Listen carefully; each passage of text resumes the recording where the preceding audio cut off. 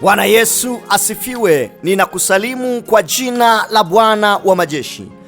Uko nami Apostle Stanley Charles. Karibu tena kwenye kipindi cha neno la uzima kupitia masafa ya Kisi FM. Kabla sijaweza kuendelea, ninaomba niombe kwa ajili ya kualika uwepo wa Mungu, yale nitakapoyaachilia yaweze kugusa moyo wako. Baba, ninasema asante kwa ajili ya wakati mzuri ulionipa. Asante kwa ajili ya mwanamke yule, asante kwa ajili ya mwanaume yule, asante kwa ajili ya binti, asante kwa ajili ya kijana. Baba, ninajua liko jambo umelikusudia. Asante kwa ajili ya mzee anayenisikiliza asubuhi hii. Baba, ninajua kuna jambo umekusudia, na yote kwa yote ikawe kwa ajili ya utukufu wa jina lako. Amsha vitu vipya ndani yao, waamshe kwa namna ya rohoni Bwana, waweze kusikia hiki ambacho Bwana ninakwenda kuzungumza. Utukufu nawe Baba, Mwana na Roho Mtakatifu. Ninaomba na kuamini, ninaomba na kushukuru. Amen. Kama nilivyotangulia kujitambulisha, kwa majina yangu ninaitwa Apostle Stanley Charles, na leo kuna habari ambazo ninataka kukuletea. Neno langu la leo, kichwa cha somo kinasema Bwana ametuingiza katika msimu mpya wa kisima cha Rehobothi. Nazungumza tena, Bwana ametuingiza katika msimu mpya wa kisima cha Rehobothi. Kwa nini nazungumza kwa habari ya msimu mpya? Inawezekana kuna namna fulani ambayo tumepitia ilikuwa ni misimu mibaya kwetu, lakini unapokwenda kulisikia neno hili, jua ya kwamba kuna msimu mpya unakwenda kuanza kwenye maisha yako. Narudia tena, yawezekana umepita kwenye msimu mgumu sana, umepita kwenye vipindi vigumu sana, lakini haya ni majira ya Bwana. Anakwenda kukupitisha kwenye msimu mpya tena, kwenye msimu wa kisima cha Rehobothi, kwenye msimu mpya tena, msimu ambao hautoishi tena kwa namna ya kunung'unika, hautoishi tena kwa namna ya unyonge. Utaishi kama shujaa mwenye tumaini, utaishi kama shujaa mwenye uweza na nguvu, utaishi kama shujaa mwenye uhakika juu ya yote ambayo ameyapanga. Kama umenielewa, sema amina. Biblia inasema kwenye kitabu cha Mwanzo 26 mstari wa 22, akaondoka huko akachimba kisima kingine, wala hicho hawakukigombania, akakiita jina lake Rehobothi, akisema, kwa sababu Bwana ametufanyia nafasi, tutazidi katika nchi. Haya ni mambo ambayo alikuwa akikutana nayo Isaka. Tunafahamu ya kwamba Isaka alikabidhiwa sehemu ya urithi wa shamba na baba yake, na katika hilo shamba lilikuwa lina visima, na katika vile visima vilikuwa vimefukiwa, lakini Isaka alichukua jukumu la kwenda kuvifukua, kwa sababu Isaka alikuwa amerithishwa mifugo na watenda kazi waliokuwa wanasimamia mifugo, na tunafahamu ya kwamba kila aliye na mifugo atahitaji maji kwa ajili ya mifugo. Tunaona ya kwamba Isaka akatambua ya kwamba katika eneo nililorithishwa na baba yangu ni sehemu ambalo linatoa maji, lazima nitakwenda kwenye lile eneo, nami nitakwenda kuyachimba maji, nami nitakapoyapata maji yatatusaidia sisi na mifugo yetu. Ndipo Isaka akaenda, Biblia inaniambia ya kwamba akafukua kisima cha kwanza. Alipofukua kile kisima, yakatoka maji, lakini wachungaji wa Gerari wakainuka sana, wakaanza kugombana na wachungaji wa Isaka. Tunaona ya kwamba kile kisima wakasema ni cha kwao. Isaka akawaachia kile kisima, akaenda akachimba kingine tena. Alipochimba na kile, Isaka tena wakainuka wachungaji wa mahali pale, wakakigombania, akakiacha, akaenda akachimba kingine tena, na hicho hawakukigombania. Biblia inasema ndipo akapaita mahali pale Rehobothi, kwa sababu Bwana amenifanyia nafasi. Ninazungumza kwa habari ya kuingia kwenye msimu mpya.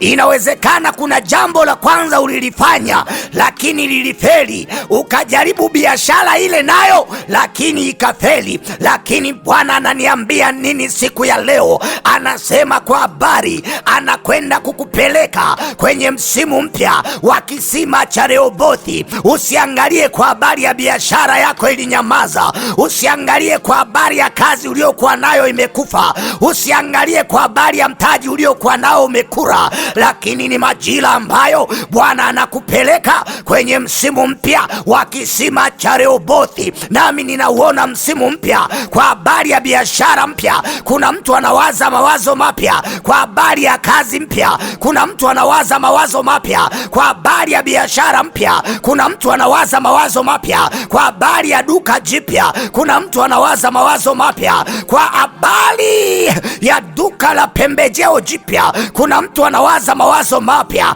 Kuna mtu anawaza hapo ninapozungumza, tayari Bwana amekuingiza kwenye kisima cha Rehobothi.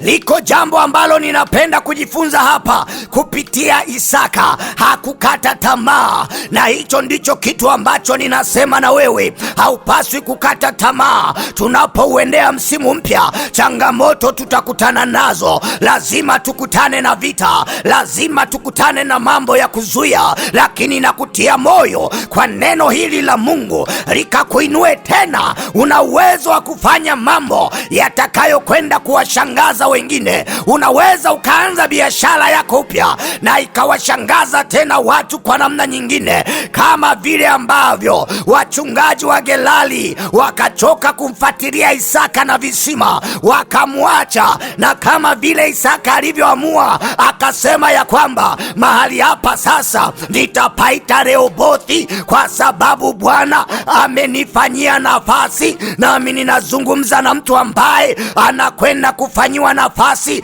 anapelekwa kwenye msimu mpya na kisima kipya, msimu mpya wa baraka zako, msimu mpya wa kuinuliwa kwako, msimu mpya wa kupokea fedha zako, msimu mpya wa kupokea ajira yako, msimu mpya wa kuanza kazi yako, msimu mpya wa kujenga nyumba yako, msimu mpya wa kuanza huduma yako. Huu ni msimu mpya ninatangaza siku ya leo. Heri ya manta rabadoska patelika rabadoa, kama neno la Bwana linavyosema kwenye Zaburi ile ya 37 mstari wa 25, na alikuwa kijana na sasa ni mzee, lakini sijamuona mwenye haki ameachwa, wala uzao wake kuombaomba chakula. Wewe uliye mwenye haki, Baba hawezi kukuacha, lazima akupeleke kwenye msimu mpya. Nasema msimu mpya wa kilimo juu yako. Nenda ukalime na ukapate, maana ni msimu mpya.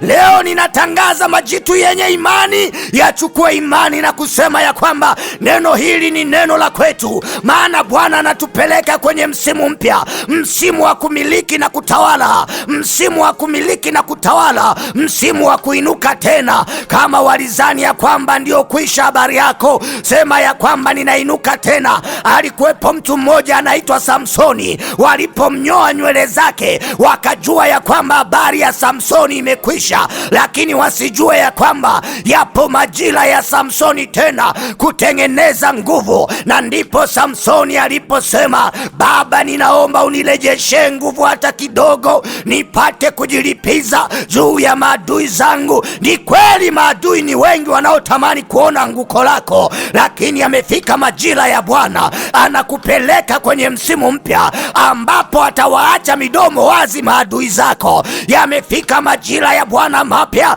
ya kukupeleka kwenye msimu mpya. Hawezi kukuacha, wewe ni mwenye haki wake, kama Biblia inavyosema kwenye Zaburi ya 27 mstari ule wa 14, umgoje Bwana uwe hodari, piga moyo konde, naam mgoje Bwana, endelea kumwamini Bwana. Mahali ulipo ni kwenye msimu mpya. Wewe kuwa na ushujaa, wewe kuwa na uhodari. Wamgojeao Bwana ni hodari siku zote, wana imani ya kumgoja Bwana ni hodari siku zote. wanaomtumaini baba yao ni mahodari siku zote. Hata yaje mambo ya kutisha, hatutayaogopa. Hata yainuke magonjwa ya kusema ya kwamba gonjwa hili linahitaji fedha kiasi fulani, hatutaogopa, maana tunakwenda msimu mpya. Na tunapokwenda kwenye msimu mpya, hatutoingia na magonjwa tulio nayo, hatutoingia na dhiki tulizo nazo, hatutoingia na taabu tulizo nazo, hatutoingia na shida tulizo nazo,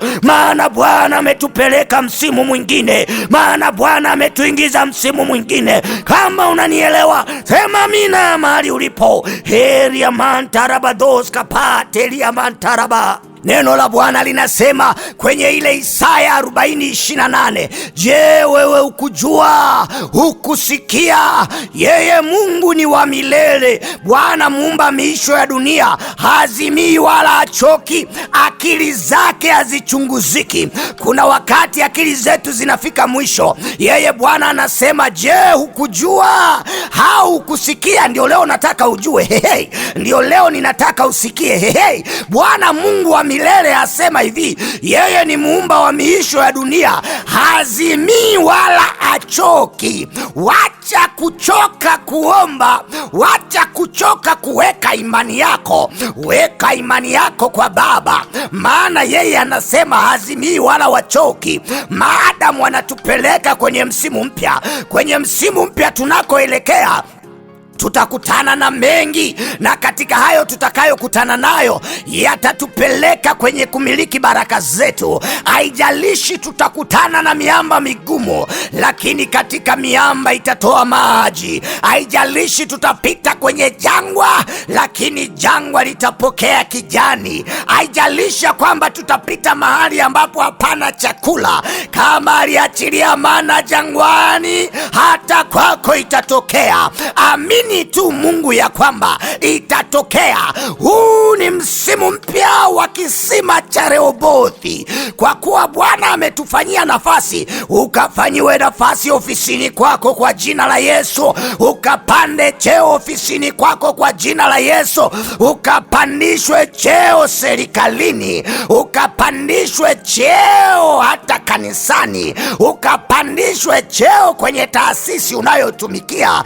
Nenda kwenye kisima cha Rehobothi, maana ndio msimu wako. Na yanapofika majira ya msimu mpya, hakuna anayeweza kuzuia. Hakuna mwanadamu yoyote awezaye kushindana na neno hili, wala hakuna nguvu za giza wala maneno yaliyotamkwa na mizimu wala wachawi yatakayoweza kushindana na maneno haya. Haya ni maneno yaliyopakwa mafuta, yenye uwezo na nguvu ya Roho Mtakatifu, yamebeba hatima za watu, kuwapeleka kwenye misimu mpya ya maisha yao, kuwapeleka kwenye msimu mpya wa kesho yao, kuwapeleka kwenye msimu mpya wa biashara zao. Heri ya mantarabados kapawa. Maadamu tunakwenda kwenye msimu mpya, kama ulikuwa unafanya biashara ya matunda beseni, anza kuwaza sasa kwenye kufanya biashara ya matunda majaba. Anza kuwaza sasa kwenye mambo makubwa. Kama ulikuwa unafanya biashara kwa namna ya kununua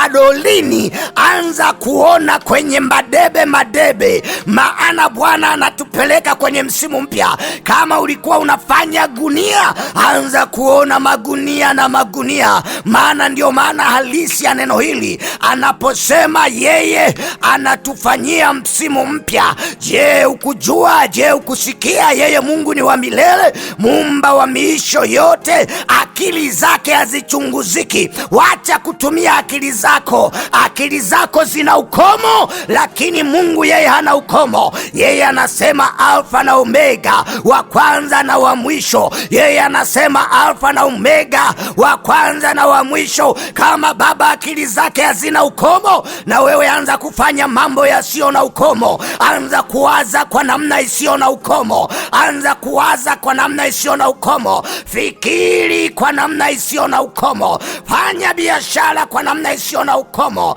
Pokea faida kwa namna isiyo na ukomo. Pokea fedha kwa namna isiyo na ukomo. Pokea baraka kwa namna isiyo na ukomo, kwa jina la Yesu wa Nazareti aliye hai.